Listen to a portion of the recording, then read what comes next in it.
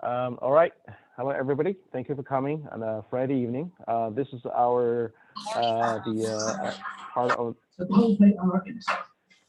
I do not wish to see innocent men die in my name. To you. Please mute yourself and sorry.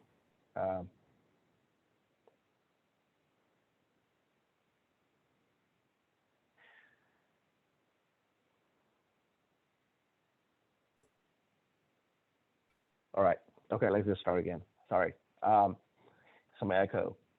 Yeah, thank you for coming. And today is our continuation of our meeting, the candidate series hosted by MICCA, Michigan Conservative Chinese Americans. And today our guest, we have Tudor Dixon for governor. And Tudor is a wife, a mother of 4 beautiful daughters, cancer survivor, and also a former small business owner and a former TV personality. She has a lot of experience working in the steel industry and in marketing. And she was also a host of America's Voice Live on weekday afternoons on the Real America's Voice cable network. And we're glad that Tudor is putting her effort to care for the state and want to take that state back from the liberals and save our state. So thank you, Tudor, and here you go. Thank you. Thank you very much for having me. Gary mentioned that there may be some of you out there that would like to get rid of Gretchen Whitmer as our governor. And obviously that's why we're here tonight, because I agree with you there. A lot of people ask me, why do you want to do this? Are you concerned that folks will forget that she had you locked down, that she had the state locked down, that she had all of our businesses closed?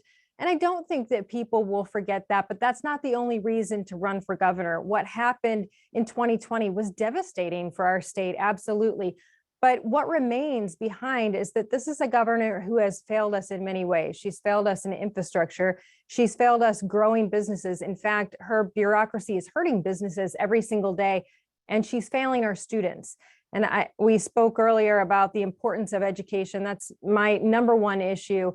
Running here for governor is education, because really, if you look at education, that is the foundation of our state. And when you look at the problems that we have right now, currently in the state, you have to go back to the foundation, and that is education, where we are failing students across the state. So we're in the bottom 10 in the United States when it comes to education. But 2019, our reading proficiency rate was only 34%.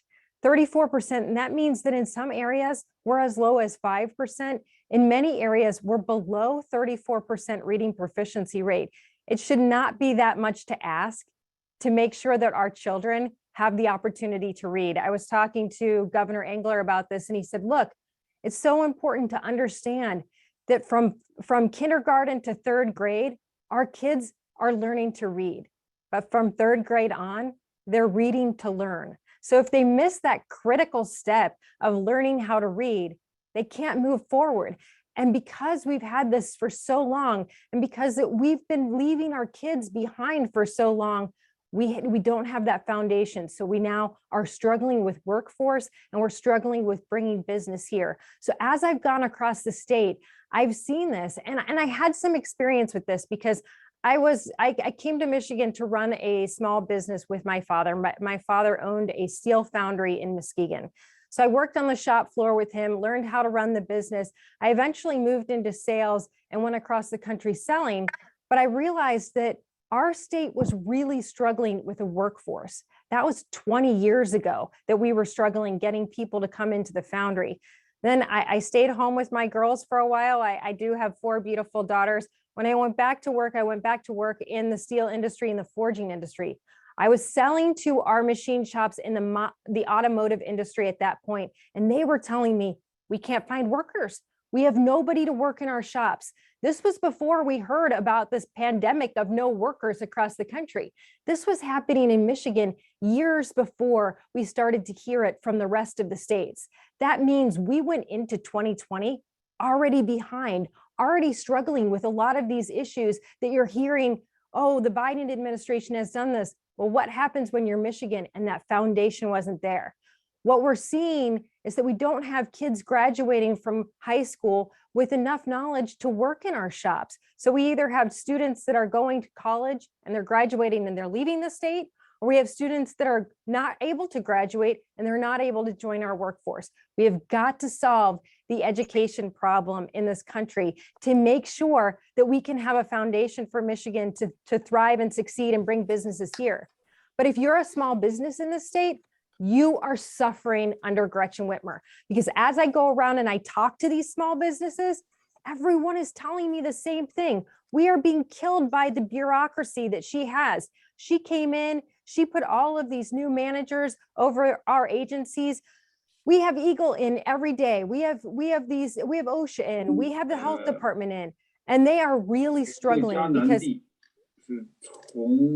sorry, if you go in and you talk to some of our farmers, for example, our farmers will tell you Eagle, the environmental agency, considered them a target this year. Can you imagine a state where you have a state agency that instead of being a customer service-based agency to our businesses, they consider you a target to go after, to harm, to cite, and to fine? This is something that we've never seen before, but this is how Gretchen Whitmer's administration runs. So we've talked to those folks. We've talked to builders. Builders will tell me that what used to take them 2 months to get a permit is now taking them 8 months, but they also have to hire special people to help them. Whereas they used to do this with their own staff, they're now paying an extra $80,000 a year to have an attorney or to have a specialist on staff just to get permits that they used to be able to do on their own. But it's become so complicated under Gretchen Whitmer's system, they can't get it done. Manufacturers are experiencing the same thing.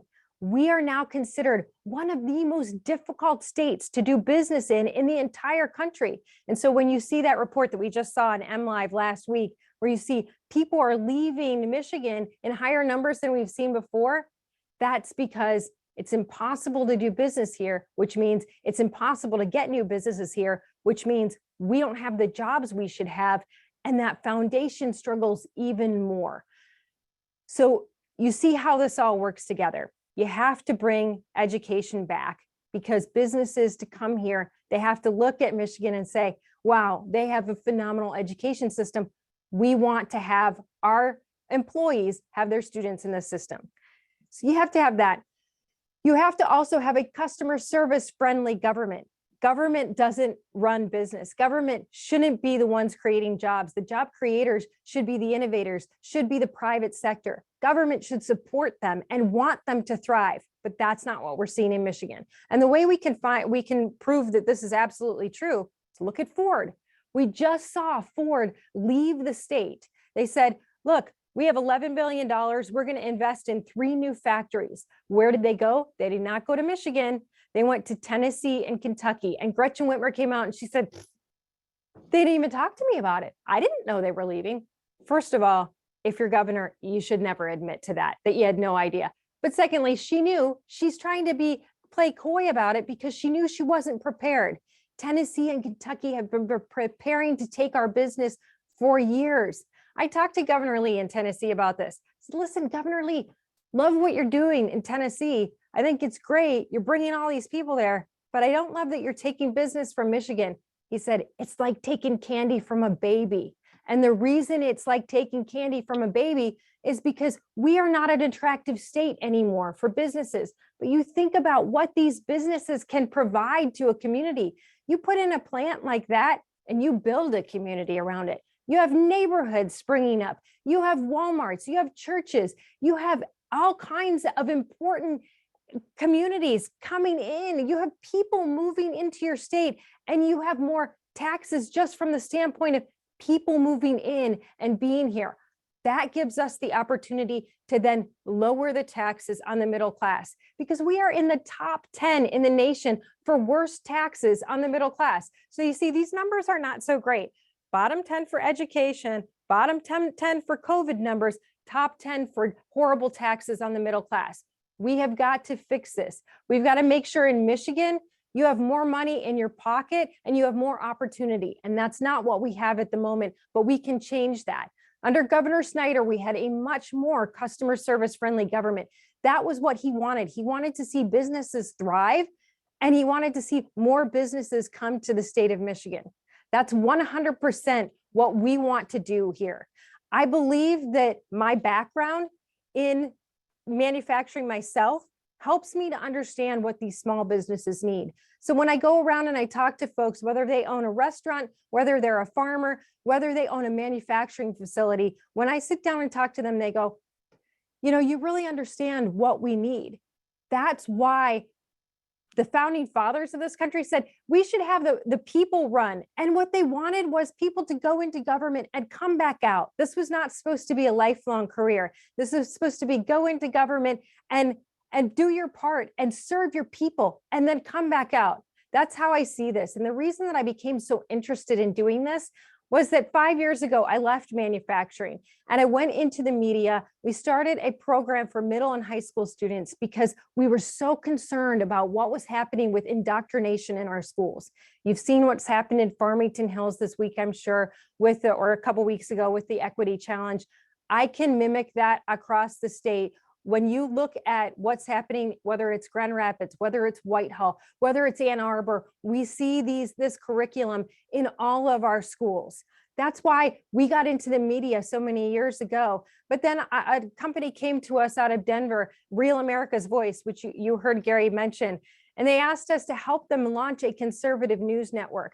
So we did that, and I was fortunate enough to be on the air in the afternoons, interviewing congressmen and senators and getting to know every issue in minute detail that this country faces, and especially the state. We were able to put together a top-notch team to go out there and run against Gretchen Whitmer, and we know that she has her weaknesses. We know that she was a great activist when she was in the legislature, but she does not have any skills when it comes to leadership. And we have an opportunity to take our state back and watch it thrive. As he said, I'm a mom. I'm a fighter as a mom. I am a cancer survivor, and I'm a fighter as a cancer survivor. And I want to be a fighter for you as a candidate and then your governor. And that's why I'm here to talk to you today. And I would love to hear your questions if you have them.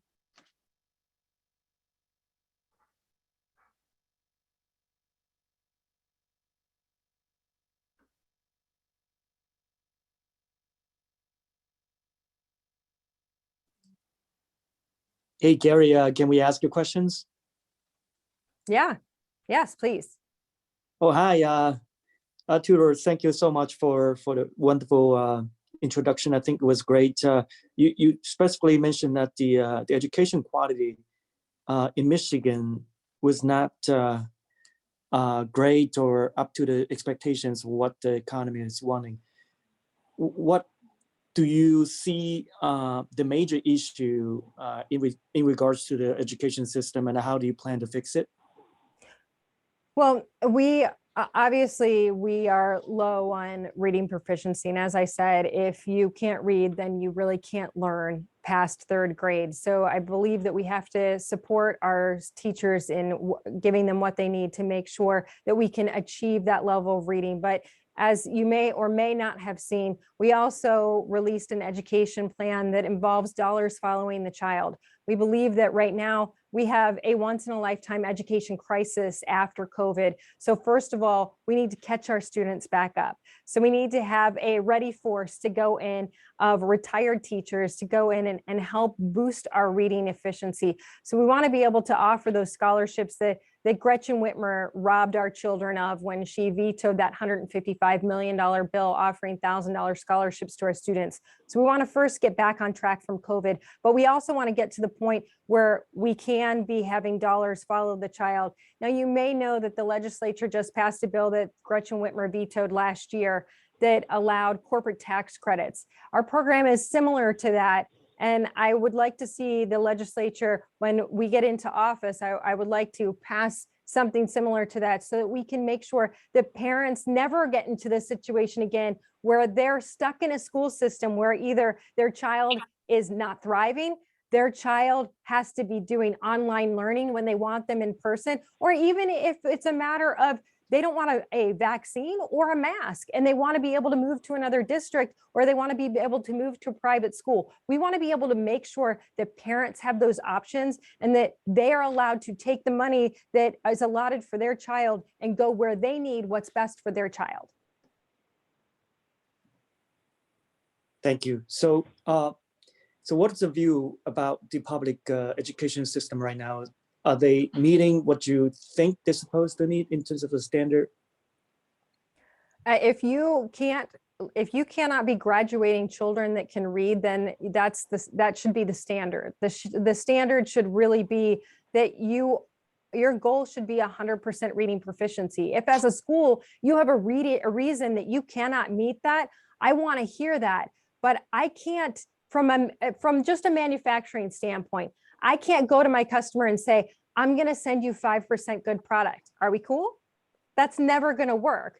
So I don't accept the fact that a teaching institution is going to say to me, we're going to make sure that 5% of these kids can read. If that's where we are, no, we're nowhere near where we need to be. And we need to hold our public schools accountable, because we as government have said that once we are in government as conservatives, but our government in general agrees to provide education for our students. If you can't graduate students that are reading, you have failed at what you've agreed to do. Thank you.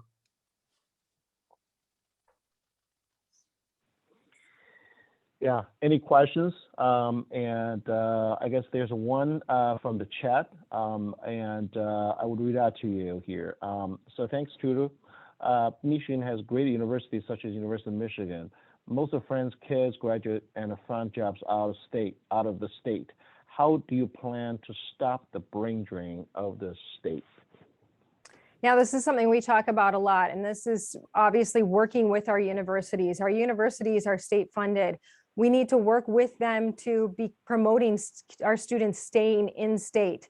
This is a matter of discussion and private and public partnership. So making sure that we are, as a state, having our private organizations work closely with our public schools, our public universities, to make sure that when those students are leaving, they want to stay in Michigan. We have to encourage our students to stay here, because that is what we're doing. We are educating our college students, our students that do go to universities. We're educating them, and then they're leaving the state. But part of that is our responsibility too, as government officials, to bring more businesses here. So that's what I'm saying. When you have a weak foundation, then the rest of the state starts to crumble. So if I don't have the jobs that are appropriate, the high-tech jobs, the hospitality jobs, the jobs that are appropriate for these students that are coming out of universities, then of course they're going to leave. So it's a multi-tiered process there. You have to make sure that you're bringing the businesses in, that you're working with colleges and universities to be searching within their communities and within the state for appropriate jobs for their students, and that they're encouraging them, but also that it's Michigan students that are going to Michigan schools so that they have the motivation to stay here. Excellent. Excellent. Thank you. So I probably have a question. If anybody else has a question, please unmute yourself and ask a question here. So we don't have the raise hand mechanism here today, but you can just feel free to unmute yourself. And if you don't, in the next minute, I will ask another question myself. All right. So still pivoting on the education. Yeah, I think, hold on. I think, Ning, are you gonna ask a question, right? Yeah. Hi, Tudor. Thank you very much talking to us Chinese American communities tonight, Friday night. So what you just talked about the education and doing business such as the manufacturing. So do you have any idea or thoughts how you're going to be able to be more friendly to business, to manufacturing companies, to attract more high-tech companies coming to Michigan and to retain those manufacturing jobs within Michigan, and so that the graduates from U of M, MSU, they can stay in Michigan rather than going out of Michigan. The second question is, you also mentioned that Michigan is the top 10 states in COVID numbers right now among the country, probably top 1, top 2 actually. So do you have any plan or suggestion or policy? How are you gonna battle this issue?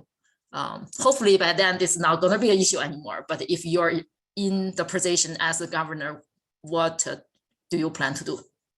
Sure. Yes. Okay. So let me address businesses first. Well, one of the things that we know we can do very quickly is once we are in office to put the correct people at the heads of these agencies who understand that agencies need to work with businesses. So when I talk to businesses that are outside of the state who have worked with our communities and tried to bring businesses here, they've said, Michigan seems like multiple different states in one, and it's not a cohesive discussion. When we talk to folks, it's not, we think you'd be best in Detroit, or we would like you to move to Grand Rapids. Even that beginning process is them going, oh, well, we're hemming and hawing over where you should be. They want a state coming to them with a solid plan saying, this is where we think you should be, and this is how quickly we can do it. Now, one of the big problems we have in bringing business here is the barrier to entry is too high. First of all, it takes too long to get those permits, as I said, so you can't break ground. But then we also have these unfriendly agencies, so they're constantly being hounded. Well, once you break ground, now we have to be worried about this. Now we've come back with this. And other companies know this. So for example, we have a company in Holland that I spoke with, and I said, they just recently decided to build their factory here. What made you build your factory here? They said, to be honest with you, we'd never do it again. That's the last thing you want to hear, but I wanted to know why. So they said, we sent out our bid to states. North Carolina came back with a phenomenal plan for us, incentives. They had it back to us in 3 weeks. Better than we could have imagined. But our roots are in Holland, Michigan. We wanted to stay. We waited 3 months for Michigan to get a plan back to us. It was half the plan, but like they said, roots were in Holland. They decided to stay. They said, after all of this waiting and discussion back and forth, we got the permits, we went to break ground, and Eagle, the environmental agency, went out onto this farmer's field that had been a farmer's field for years and years, went out there and said, oh, we see wetlands in the middle of it. They immediately stopped the process. Nothing can move forward.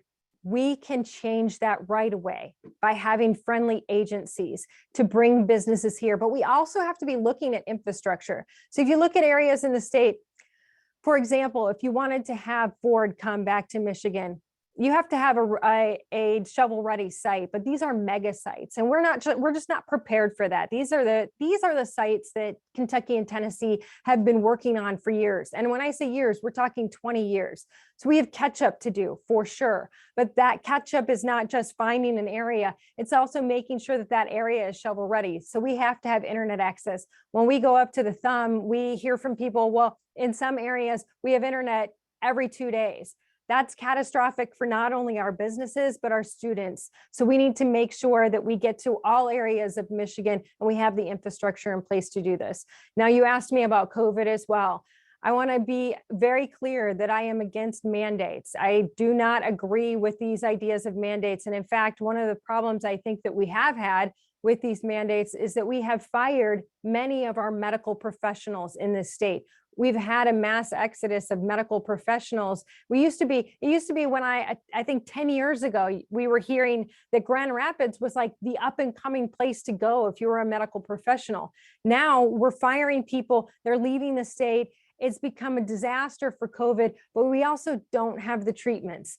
So we hear Governor DeSantis arguing about getting more treatments to his state and having these treatments readily available and stopping this criminalization of using treatments that have been politicized. We have to stop all of that. We have to make sure that we are ready to treat this virus because like you said, yeah, it would be great if it was going to go away. But now we're looking at we're in the second, third year of this now, and it's still going strong. We keep having surges. And these are surges now in vaccinated people. And some of these are in vaccinated and boosted people. And we're still seeing those people come down with this virus. And depending on their age or their underlying conditions, they're getting very sick. we have to make sure that treatments is a big part of this. And we have the vaccinations. We have those available. So people will argue, well, everybody should get vaccinated. The people who feel that that was the right move for them, they have it available, that's available. There are always going to be people who want that choice to not do that. And if they need treatments, and like I said, let me be clear, this is not just the people that are unvaccinated that need treatments. 24%, according to Charlie LeDuff, of the people who have died in October and November are folks that were vaccinated. We have got to be ready with medical professionals, make sure we have enough in place, and also with the treatments for this virus. I hope that answered your question. Thank you very much. Yeah, that's a great answer. Thank you. Yeah, thank you. So let's get back to the questions that was in the chat. So before we get back to the education, I think we continue on the business environment. There's a couple questions kind of related to the business from Xiaohui. First one is, what's your plan to boost Michigan's appeal to companies and the workforce? It seems tax is not the only solution or only problem. Some states have higher taxes, but still have booming industries. You already touched that a little bit. And continue on this a topic is like, what about unions? What's your view of the effect of UAW on Ford's decision to set up shops in Tennessee instead of home state? How do you expand the success of the right to work? This is referring to the legislation signed by ex-governor Snyder. And we already have the right to work legislation here, but it was still battling a more business-friendly environment for our state. Yes. So I think this is where this type of thing doesn't happen overnight. Like I said, this is a foundational problem. We have a workforce issue. I've heard a lot of people on the outside of the state who have said, oh, Michigan has unions and that's the problem. I don't see that as the problem. My family has worked with unions for many years. I don't see that as the problem for why we don't have thriving businesses here. We genuinely have a problem with a smaller workforce. And for some reason, people aren't coming back to work and people are leaving the state right now. So we have to make this a desirable state for people to live in. And so for businesses, they look at so many different factors. And part of it is taxes. Part of it is our energy costs. Part of it is our workforce. Part of it is our schools. Part of it is whether or not we're ready for them. So a big problem we have is we're in many cases not ready. And this is even the case with existing businesses. We don't treat our existing businesses very well when they come to the state and they say, hey, we want to expand. Can you help us out? The state is kind of like, unless you're telling us you're leaving, you're on your own. We're going to be courting the other big businesses. But then we're not winning those businesses because, well, I'll say Governor Engler said it to me best. He said, you can throw billions of dollars at a company. If you don't have any employees to work there, it doesn't matter. They can't come. So we have to build that up. So we do. So to your point of how do you get people to come here to work and how do you sell the state better? Well, we're going to have to give options, like whether or not that is dollars following the child, and you have the option to come to Michigan and get a great education. And in the meantime, we are also improving our public education. So we have to make sure that we have that draw that if you bring your family here, your family is going to thrive in this state. But we also, when it comes to businesses, like I said, we have to be friendly to those businesses. We have to be a state where they look at and they say, this state really understands what it means to be innovative and be a new business and expand technology. And without the broadband across the entire state, we can't do that. So we have to have education, we have to have friendly government, and we have to have infrastructure. And those are all things that we can do. We've talked, you mentioned the roads. This is a matter of fixing the funding. There were legislators that went to Gretchen Whitmer and said, hey, look, if we lay this out this way and we look at the dollars per county and how those dollars can make those roads that are passed every single day in high numbers because of the number of citizens that we have in this county, if we keep those dollars there, we can fix those roads and we can spread that money across the state that is for those roads that aren't traveled so significantly as they are in our major metropolises. And she just blew that off. So there are definitely options to fix the funding. and then fix the roads and fix infrastructure and bring business. You have to look at the whole thing as a cohesive plan. It all is a big puzzle. You have to have the education, you have to have the infrastructure, and you have to have the government to give the tools and support, but also step out of the way when you need to do business on your own. Thank you. We need a comprehensive solution, right? Not a single factor, that's for sure. Thank you very much. That's very insightful. So before we get back to the question, there's one more question I think we need to address from the chat. Anyone want to speak up and raise the question via the voice? Please do so. You can unmute yourself, by the way.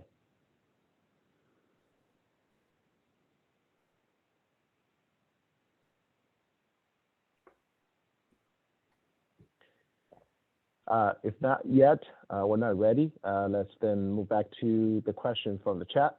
Back to the education. I think this question is, was written like on education. How do we contain the power of the teachers union and increase the competition in public education? I would expand a little bit to that too. What's your view about school choices and about your program?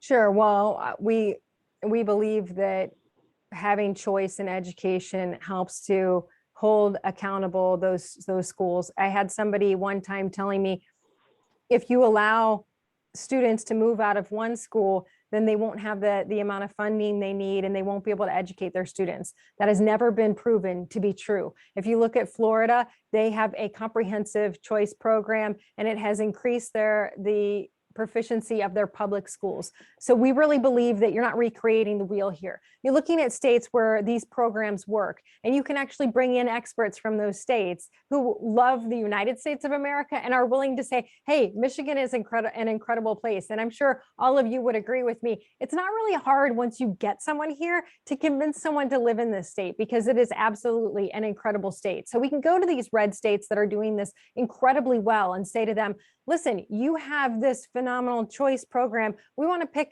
pick this and this that we think will work in Michigan. Help us to implement that here. That's why we want to see dollars follow the child. We want to see that in the way that parents can say, okay, I want my child to be in a school where they're more comfortable. I have a special needs child, or I have a child that I think would thrive in a music focused school. We want to be able to give parents that choice, because we know that parents know the best for their child. We also see a greater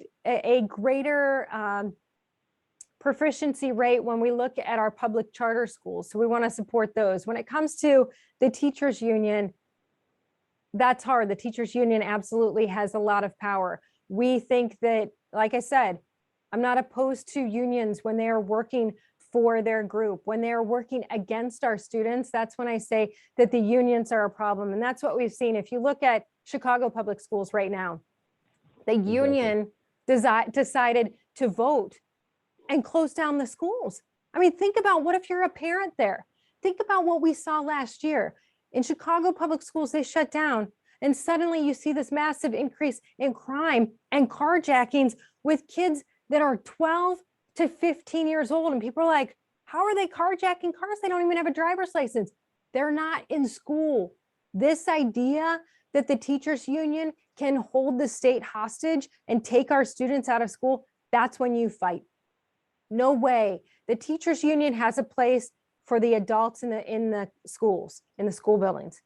They cannot take school away from the students. That is not okay.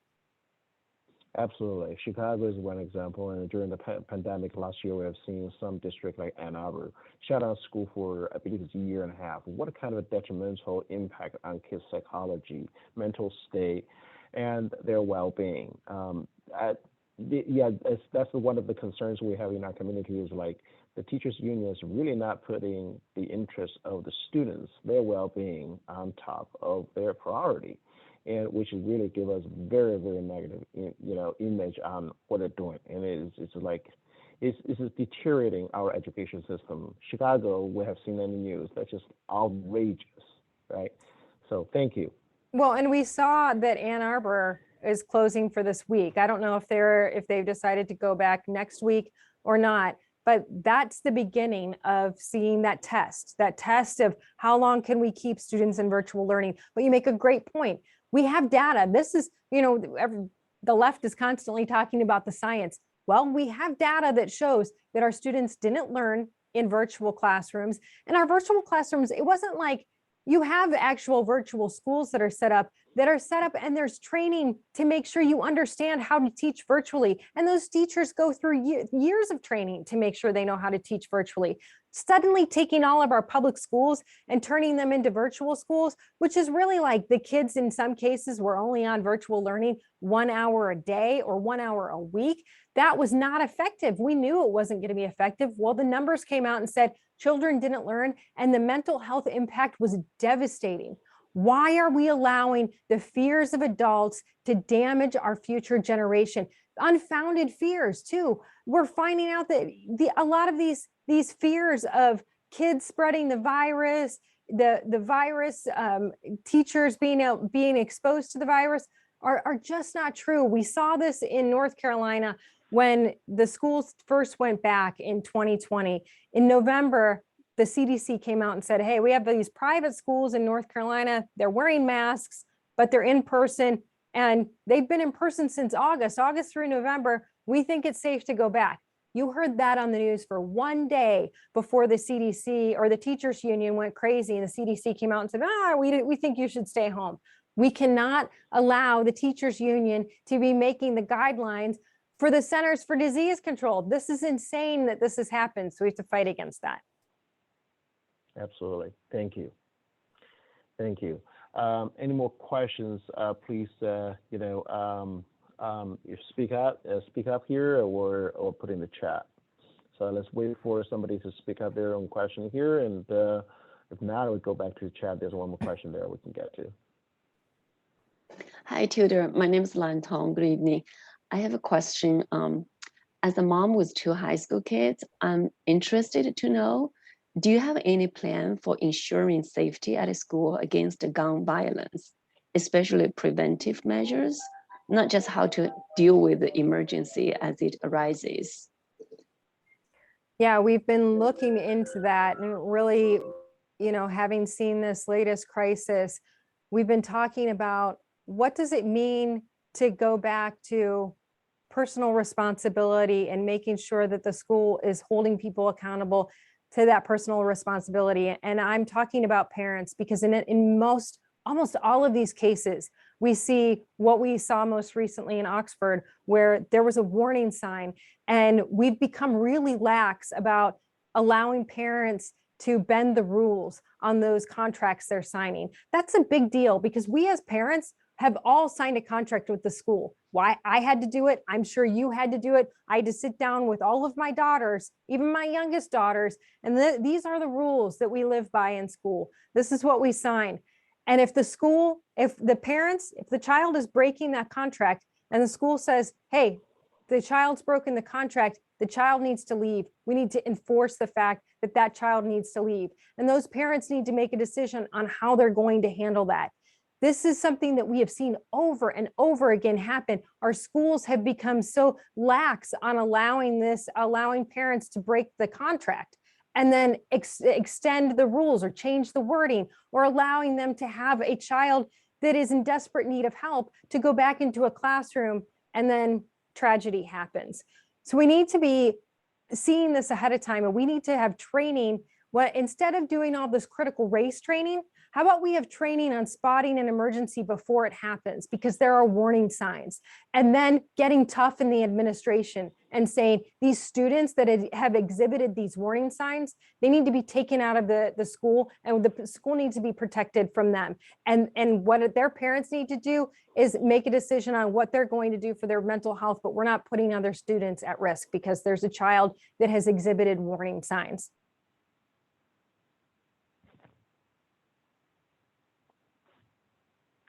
All right, thank you. Now move to a question in the chat. This is from Legion Chen. As the governor, what would you do to enhance the secure and efficient elections in Michigan? I would have probably expand a little bit if I would take liberty to do so. So how we got to reestablish voters' confidence in our system after last year's election and the controversies around that? Well, as you probably are aware, the legislature had, I think it was 38 bills related to election security that were vetoed by the governor. And I would take those up and pass them if we do not have them pass through Secure My Vote. So I'm not sure if you're aware of that citizens initiative that is going out right now. It's Secure My Vote. So if you sign this petition, it's really mirroring those laws, those bills that the legislature passed, then were vetoed by the governor. And it's a whole myriad of protecting the elections from the standpoint of making sure that you can't send out absentee ballot applications to everybody unsolicited, to making sure you have to have a voter ID, to making it more difficult to get an absentee ballot without an ID, to making sure that the person voting is actually the person voting, and also keeping out what we are now calling as Zuckerbucks, things similar to Zuckerbucks, out of our system. Because if you look at what happened in this last election, you have a Secretary of State who was sending out absentee ballot applications to everyone in the state. But in Democrat areas, those absentee ballot applications were pre-filled out. Then you have this mysterious $12 million come in from Mark Zuckerberg that is distributed through traditionally Democrat nonprofits that are get out the vote nonprofits. Once they go in there, you can't see where the money is going. You have $12 million to put boots on the ground, and you just happen to have a bunch of absentee ballot applications that are already pre-filled out. This is a little fishy. That's a lot of boots on the ground to go pick those back up, and a little bit of money to spare if you need to grease a palm here or there.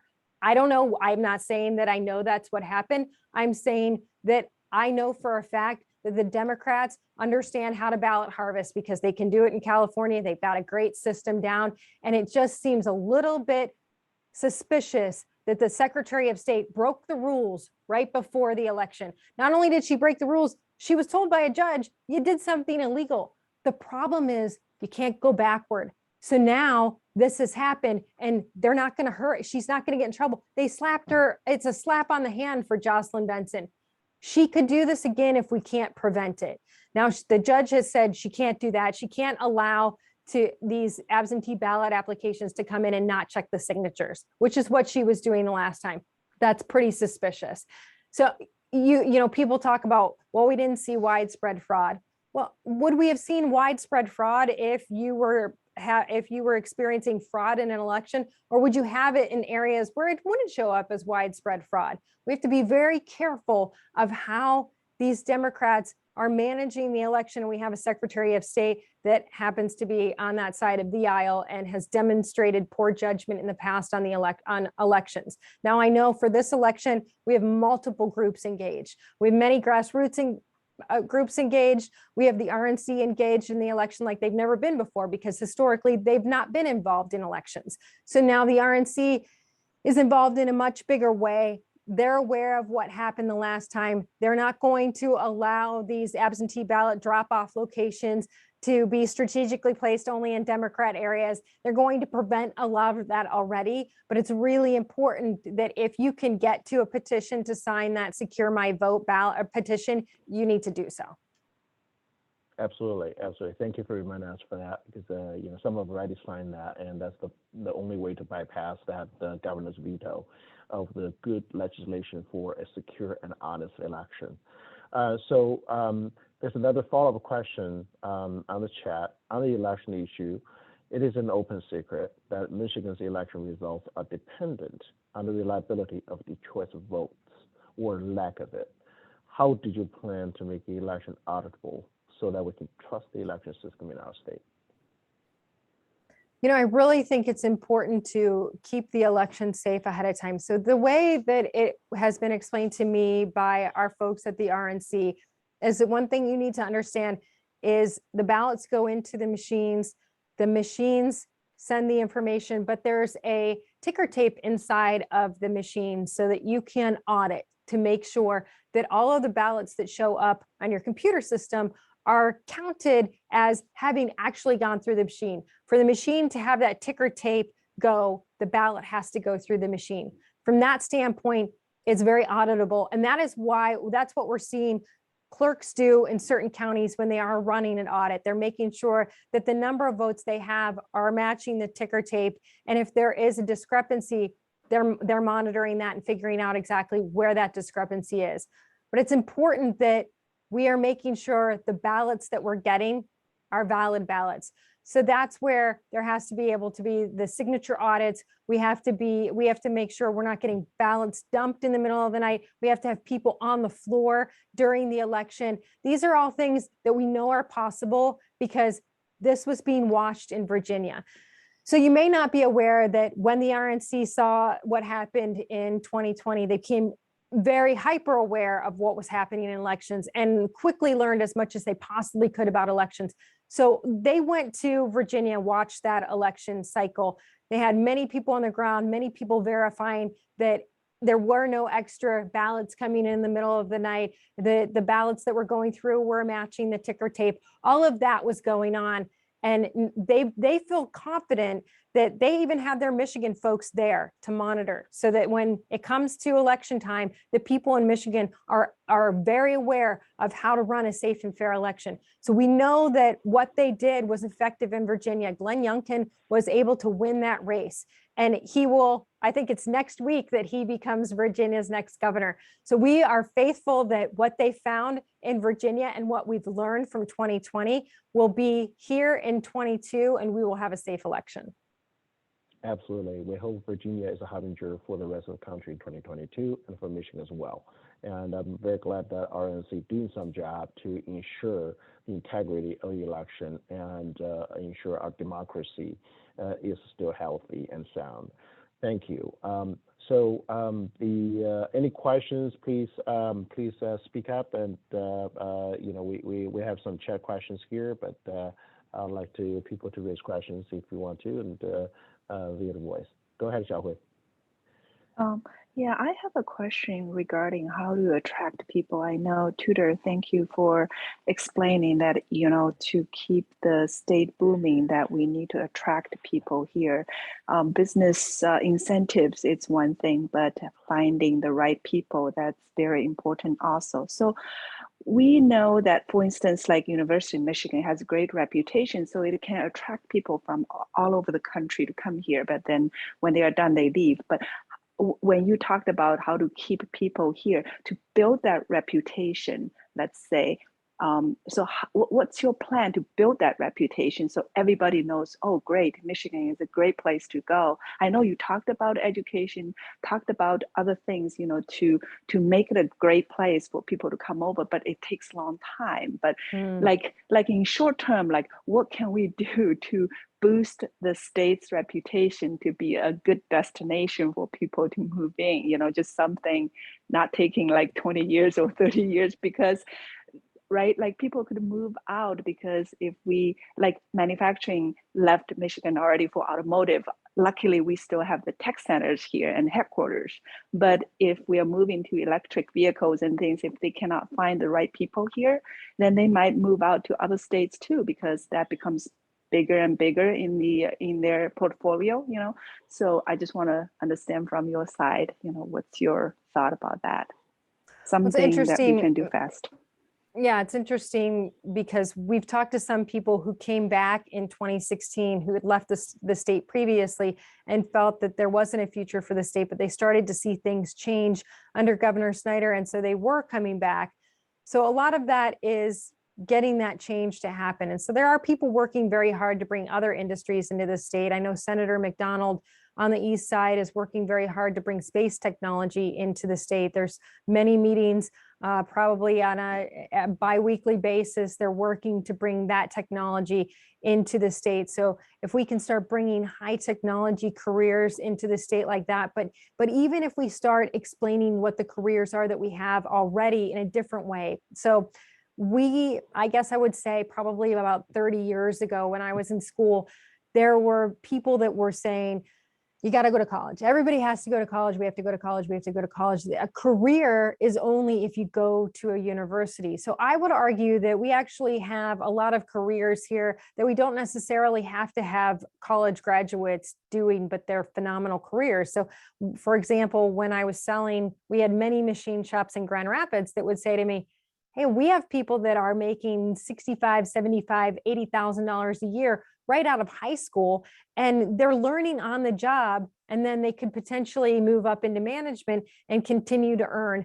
So you think about that student that's earning $75,000 a year out of high school, the comparison of his peer that goes to college for 5 years, they end up with $200,000 in debt. Their friend over here is, in that case, almost $600,000 ahead of them by the time they get out of school, because they've been earning that whole time and they don't have debt.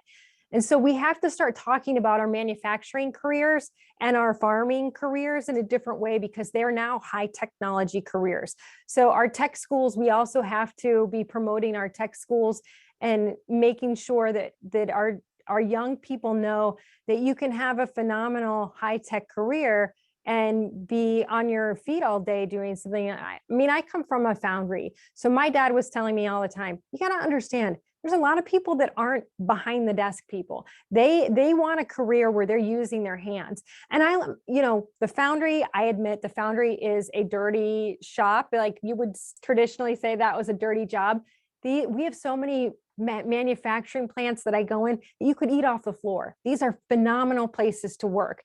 People are no longer thinking of that. So many people are in this mindset that they have got to go to college. We are a blended community in the fact that we have many working class jobs that are great careers, that people are making 6 figures a year and having great lifestyles. And then we have high technology careers that require degrees, medical careers that require degrees. We have to make sure that we are highlighting all of the careers that we have here as a state, and we're bringing people in. And that is getting press to talk about us in a positive way. We've had a governor for almost 4 years now who has done nothing but have this terrible press come about around her. Even when she was running for vice president of the United States and auditioning for that job on a daily basis, it's still like, this is a woman who has the entire state shut down. The entire economy is in shambles. The woman has no idea what she's doing to actually get the state, her own state to move forward. And she's trying to move on to Washington, D.C. Now, I would argue that her goal was always just to jump over Michigan and go to Washington, D.C. We have a reputation to overcome. I think we can do that very quickly, but I think that we really have to go out there and say, look, we have so much to offer, because for me, it's not a matter of we have to bring jobs here, but at the same time, we have to let people know that we have a lot of jobs. We have a workforce problem. We have a lot of jobs. And if we can do a few things like reduce our income tax and make it more friendly for middle-class workers to live here, that is a huge draw to people as well. So I know that somebody on here said, well, taxes is not the only thing, but hey, for bringing people to the state, that means a lot. When it's more expensive to live here, we have to take a look at it. Yeah, thank you very much. I really like your idea about promoting the vocational school, because a lot of people, right, like you said, they don't know actually a lot of those careers pay very well. And I feel like as somebody that I know that, for instance, they want to be an electrician, there are a lot of hurdles to go through to get the license. I wonder if there's a way to promote, right? Like say, promote those schools, make it not so difficult to get the license, so more people can work in those fields and earn much more than being on other jobs that are paying like low wage jobs. Yes, and I'm so glad that you brought that up, because that's something that we do. That's absolutely one of the things that we can look at to not only bring businesses here, but make people's lives who already live here easier. Because if we can reduce this overregulation in many of our agencies, then we can make it a lot easier to do business here. But even in some of our poorer communities that need to be built up from the inside, we can make it easier for folks in those communities to get loans and then to also build up their own businesses. So if you want to have a barber shop, it's ridiculous to try to get licensed as a barber. It's so difficult and so much money out of pocket that we're making it too difficult to actually get there. So what we need to do is exactly what you're saying: reduce those regulations and make sure that the people in all of our communities can be the people who are building up their communities. Instead of wanting to be handed something from the government, we need to give them the tools to build their communities and earn on their own. That is what the whole idea of Farmington Hills coming out and saying, you know, if you call America the land of opportunity, it's a microaggression.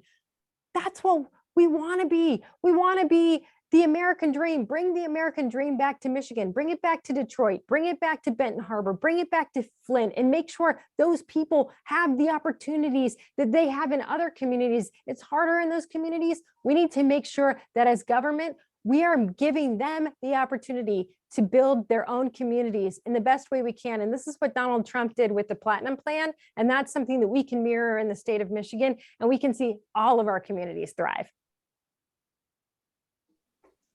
That's very, very nice. I really like your energy and, you know, all these great points about the community, you know, built within. That's really great. Thank you for the feedback. Yeah. Thank you. Yeah, thank you. Another question from the chat from Ning. So the question is, do you have any prior experience in leading a public office or doing public service? If not, what is your strength in doing so? I do not. I have not been a public servant in the past. I believe that, like I said, you may not have heard at the beginning, I believe that many of us are called as the people to go into public service. And that's depending on your experience, of course. For me, it was managing a factory and also having involvement in the political world. But I think managing that and seeing how the policies of government were really hard for us as a steel foundry on the lake to navigate. I understand from that standpoint how from the other side could have helped us and what we could be doing for all of our businesses to make sure that our businesses thrive and working with them.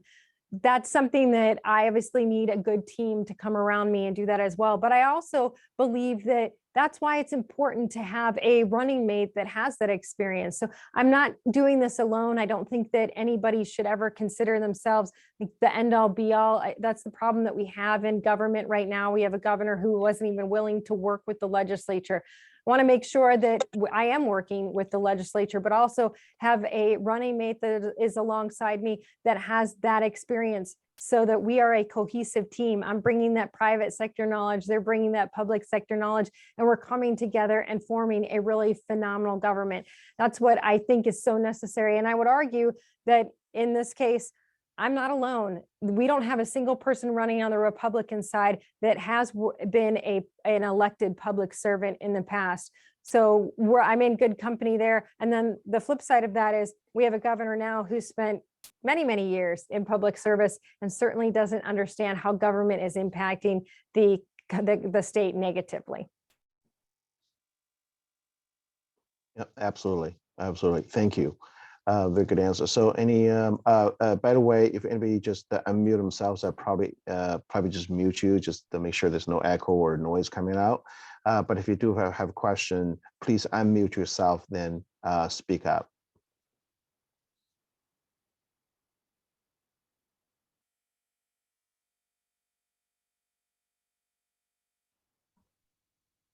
Okay, well, yeah, while you're thinking or coming up with questions, I probably can fill in a little bit. So Tudor, as we know, we have over a dozen Republican candidates running for governor in this election during the primary. And also coming up in April, there will be the endorsement convention, and some of us here are precinct delegates and have been elected to the state convention, state delegates in the past. So to cast a vote, we would like to hear from you. What is your strength compared to other candidates? Why do you think you will be the one to beat Whitmer and take the state back? Well, as I've said, I do think that my strength is having been in the private sector and in a manufacturing business and helped run that alongside my father, because I understand that side of it. But I've also had a career in public speaking as well. I've been in the situation where I have to be quick on my feet. I have to know the issues inside and out, and I have to be able to go up against a Democrat on live TV. And so I understand what it's going to be like to go up against Gretchen Whitmer. I don't like to play identity politics, but I do think that Gretchen Whitmer has always used her gender as a weapon against her opponent. And I think that takes one more weapon away from the Democrats and gives us a bigger opportunity to go after her head to head on equal footing.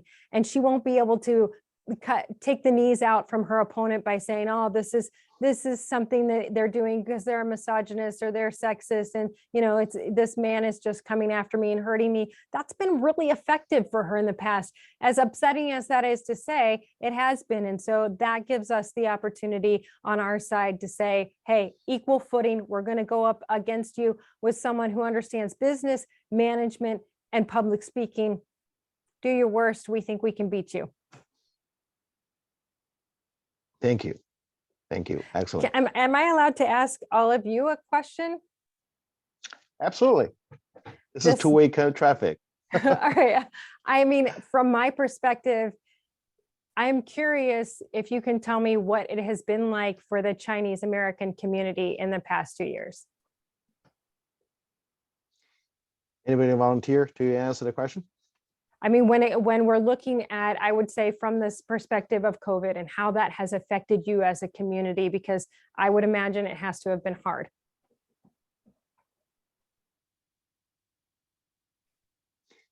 Yeah, anybody would like to answer the question? Please speak up. Actually, I can speak a little. Yeah.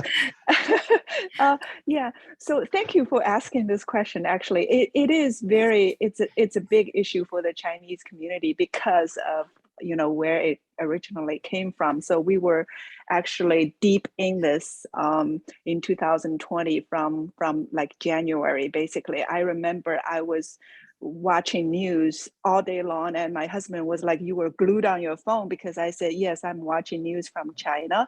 So it had a huge impact over there, because I still have family members over there and relatives and friends. And then suddenly it turned to the US, and then because of all the, it's just it's a mixed feeling, I would say. We feel like, okay, I mean, this happens, right? It happens at different places of the world. Something comes up and then it spreads out, but still you feel kind of how, it's just I wish that didn't happen, right?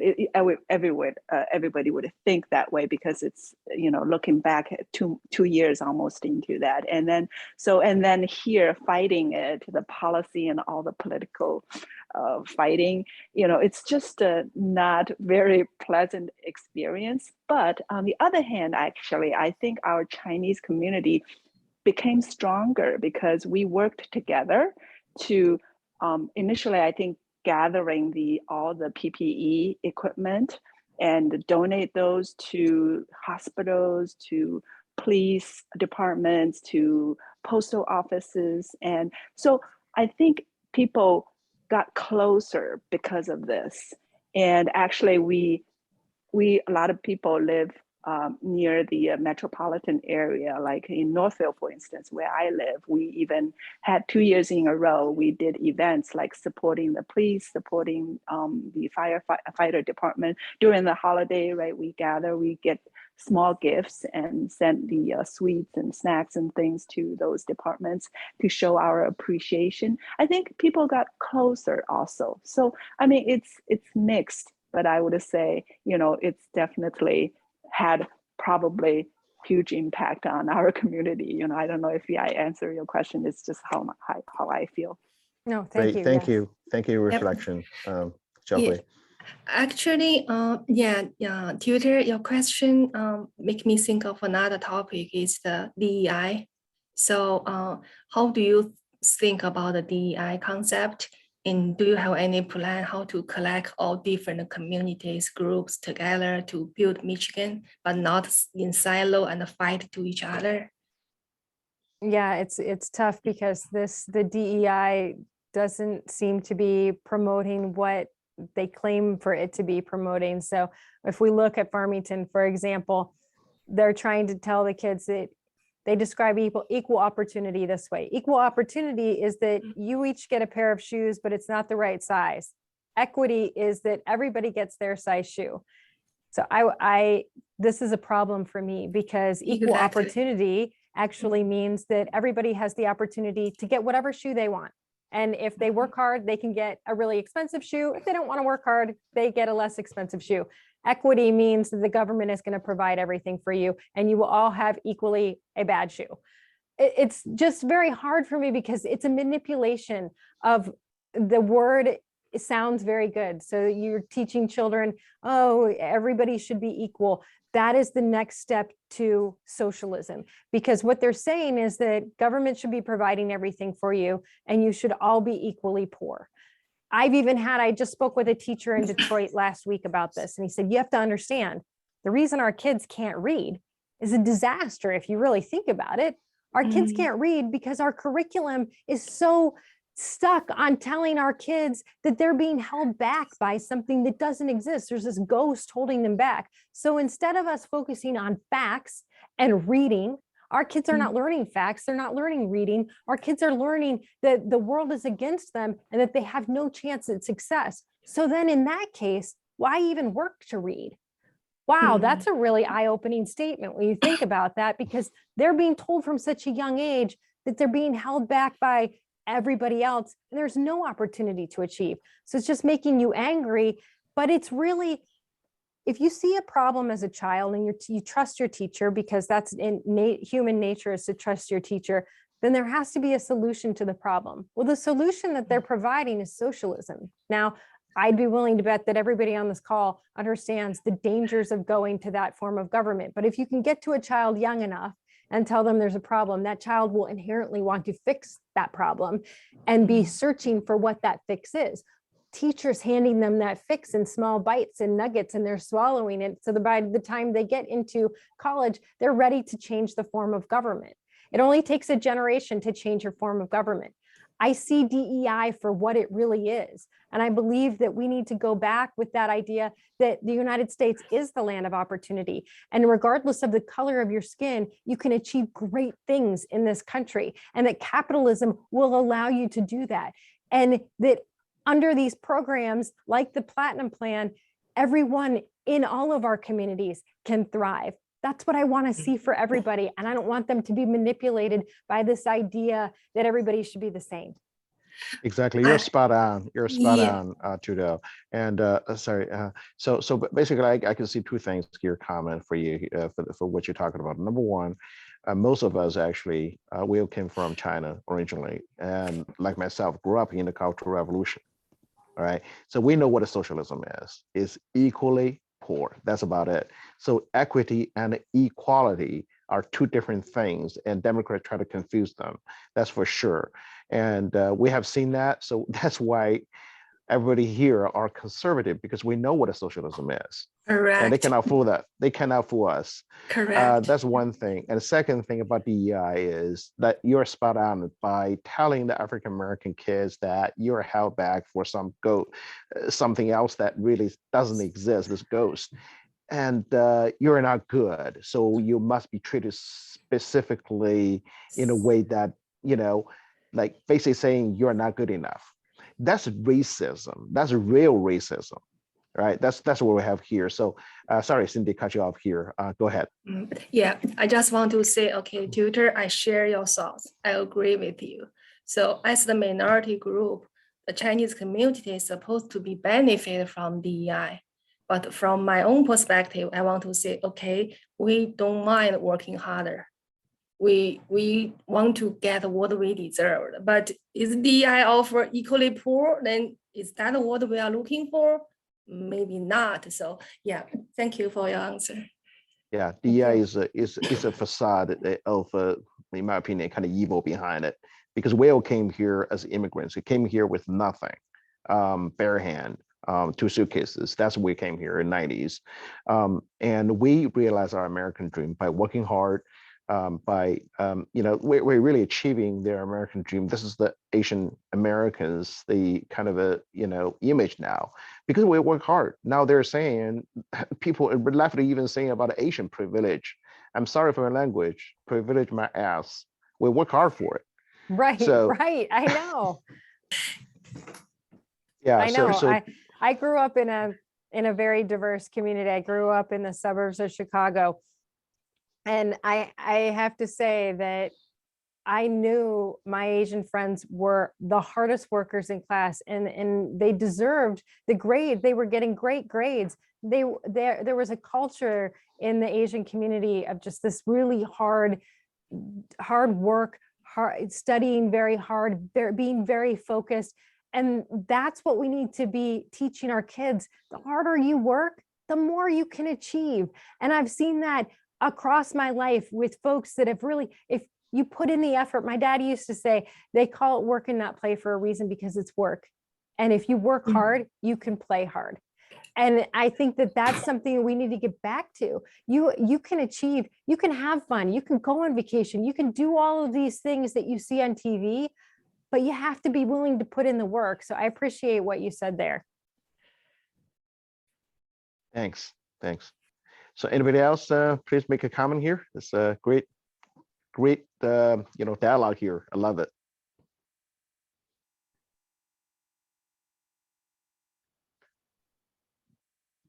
And if not, I probably have a comment here too regarding also in the past 2 years, Asian American community, what we have seen. One thing that I really want to point out here is about Asian hate, right? That had occurred in the streets of New York and some big cities, not so much so in the relatively calm areas like Northfield, where I live too, but it really, especially for inner cities, the Asian American community, they live there, they experience a lot of hatred. And this hatred partially come from probably COVID, but also I think mostly, in my opinion, it came from the left's, defund police, demonize police.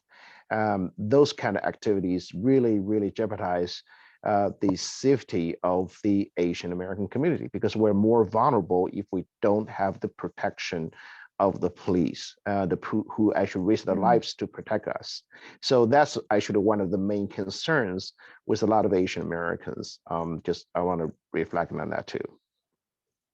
Well, and I find it interesting that now you're hearing, I mean, I would say on a daily basis, I have somebody on Twitter say, oh, Republicans are liars. They tried to say that Democrats wanted to defund the police. And I'm like, I never really understood the word gaslighting as well as I have this past Can year. they say that with a straight face? I know, but it didn't work. So now it didn't happen, right?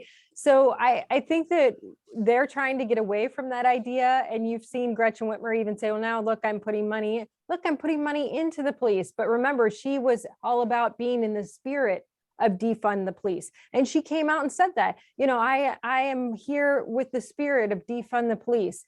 Defunding the police was a catastrophe for so many communities, and certainly for the communities that they claimed it would benefit. So I think that you're absolutely right that rhetoric is something that, like I said, it was so bad, even they're denying they did it. Yeah, exactly. Yeah, I'm so proud of our community. Like Xiaohui just now, she told, we collect money, donations, we send a small gift to the police department. I think I'm really proud our community still can do that.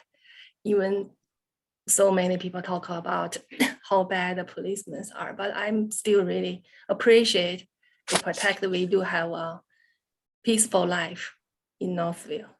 Yeah, all these jobs, they're so hard. We have all these jobs that are so challenging. Police, firemen, we need to always appreciate the fact that there are people willing to go out there and do that. This idea that all police are bad, I think we know that we have bad people in every profession. I know that I've had people in my jobs that I've thought, gosh, this person is just so difficult to work with. You know that no matter whether it's doctors or nurses or teachers or police, not everybody is perfect.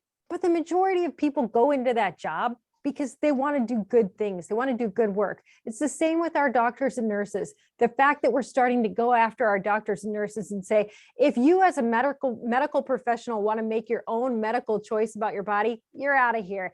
This is crazy. We've got to stop treating people like we know what's best for them and that we can just destroy their careers if we want to. This is what the left is doing. We need to bring back a conservative into office who is going to honor those people who have made the choice to, in their way, serve the community, whether that is as a police officer, as a firefighter, or as a healthcare professional. We need to make sure that we're always supporting those folks and saying, hey, thank you for what you do, because you have a sacrifice in your career we cannot even imagine, most of us, on a daily basis. Yep, I agree 100%. Yeah, please, any questions? Please speak up here. Before you speak, make sure you unmute yourself. Yeah, just make sure you don't, talk to the microphone, nobody hear you, because I've done that before. Hello, this is Ning again.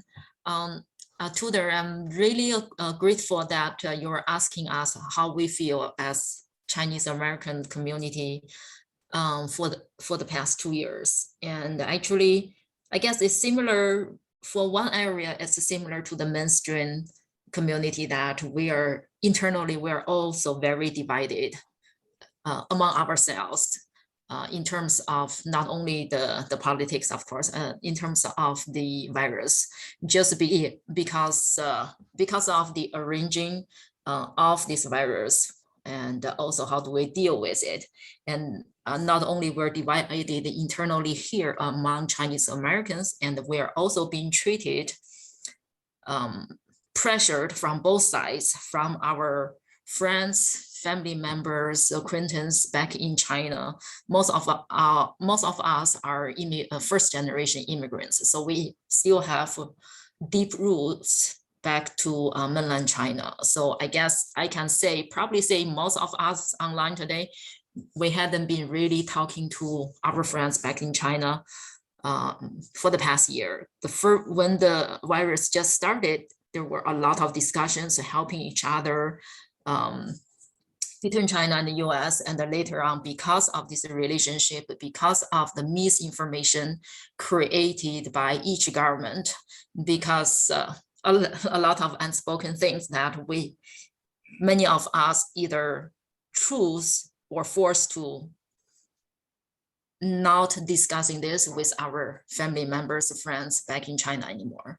So that's probably unknown to you and other Americans. And from this side, I guess in the very beginning, we did feel some looks from the community, but I would say later on, we grow together, we grow stronger. And my personal experience is the past year, I feel more and more American, not just Chinese American, it's American. We are one country and we're American first, and we're dealing with this together. And I think for the overall community, we're learning this more and more and treating it better, like at school or at work, everything's getting better the past year. The first year we're struggling, and at the same time, we're helping each other. Among our communities in this local area, we're making masks and give it out, send it out to medical professionals. And we're also, at that time, we try to buy some masks from mainland China and then give it out. So we received a lot of appreciation as well. Lately, when we were handing out donations to local, in Detroit City, to local shelters, homeless shelters, and we receive a lot of comments back saying that, wow, we have never received donations from the Chinese American community in the past. This is our first time. We love it. This food is so good, the winter coat and the hat, gloves.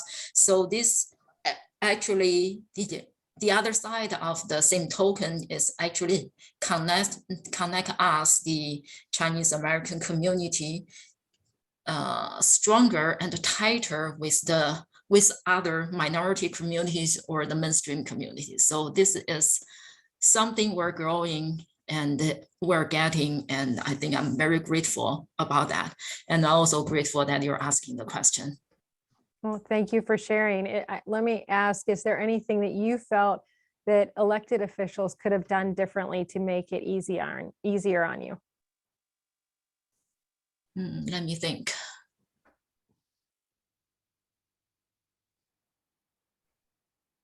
I think just treat us as any other Americans. We are Americans first. Correct.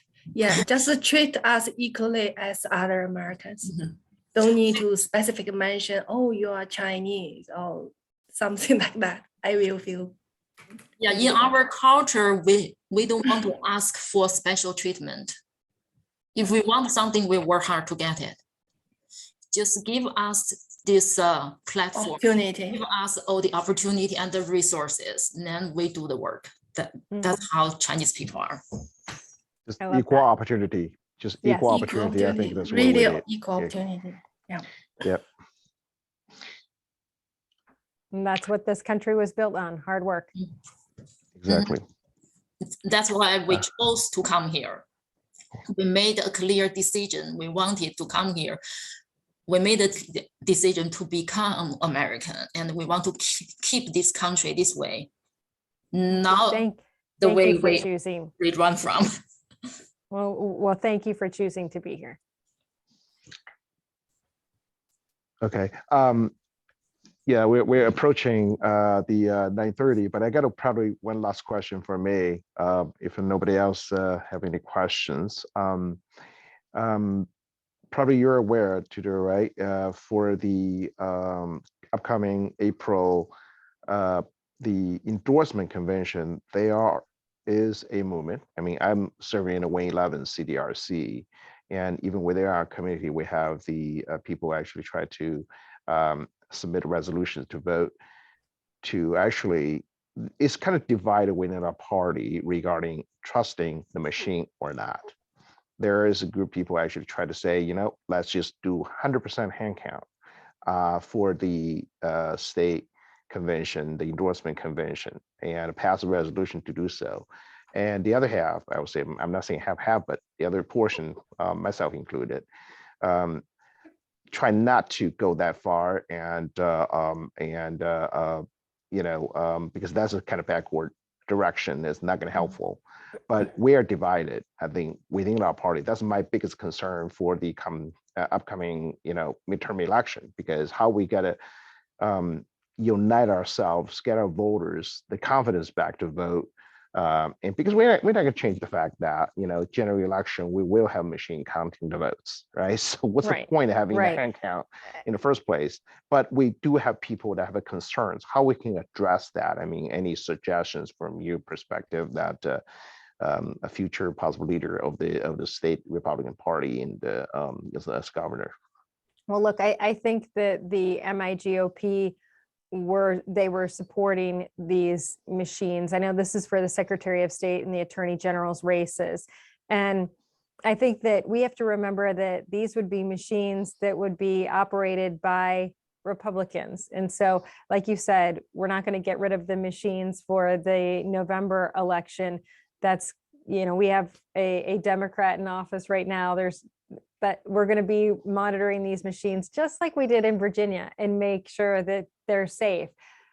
I think that really we need to, as a party, come together and trust. And so I've been told that the MICCA feels that it's safe. I would imagine that, I don't know the full process, but I would imagine that the folks running the machines at convention are Republicans. So I would hope that we can come together and say, as Republicans, we believe that we are going to treat each other fairly. Okay, thank you.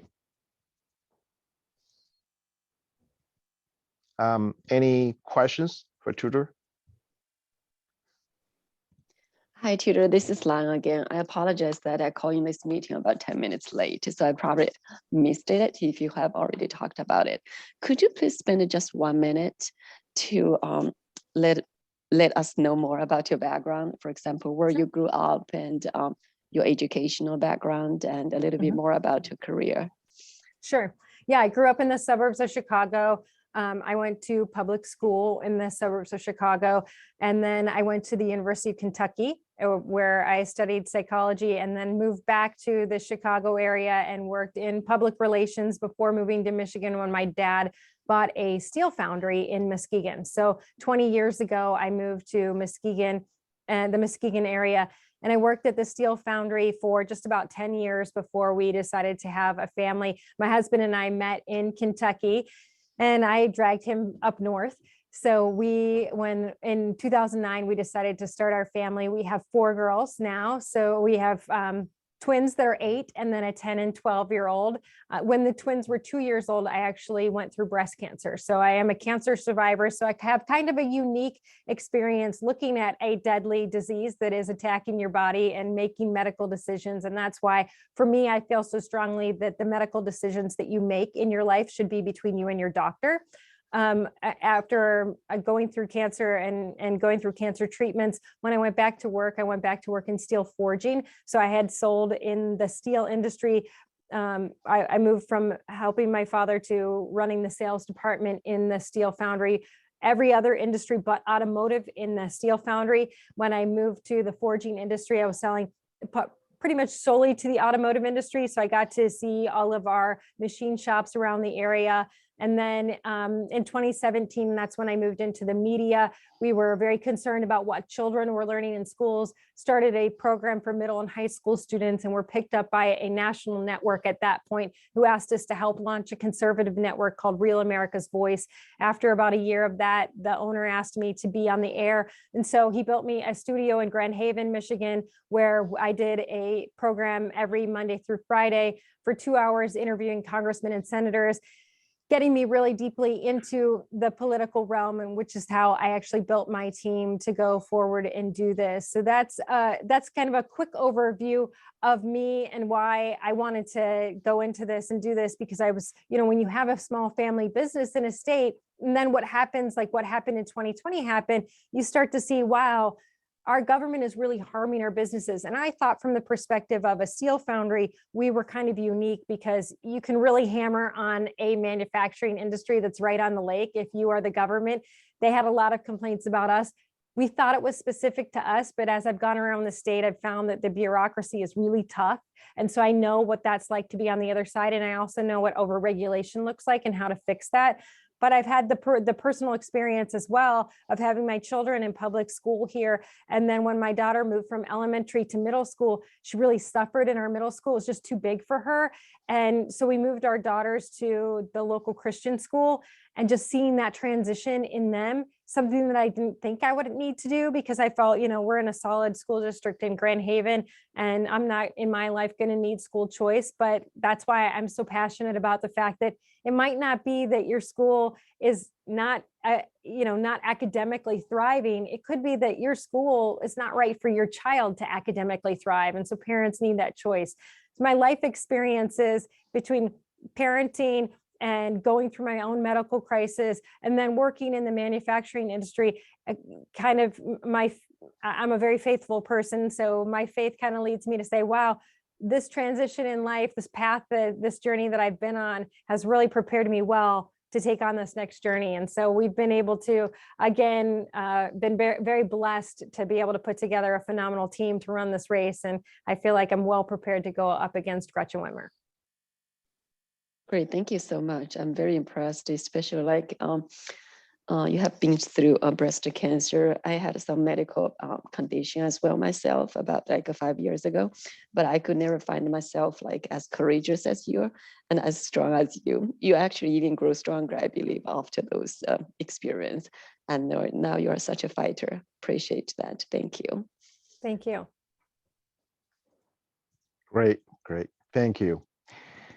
Thank you, Tudor. I think we're about this time, so give one more round. Any questions, or it's time to speak up?